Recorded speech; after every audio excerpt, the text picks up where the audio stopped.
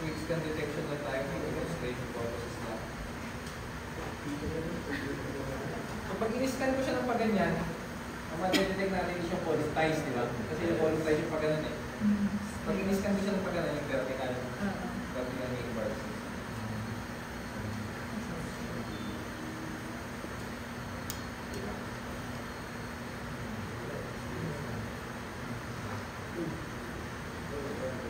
Nakikita niyo po ano yung mga poly ties niya. Pwede natin i-balik. Ayan. Yan, ties yan. Ties dito.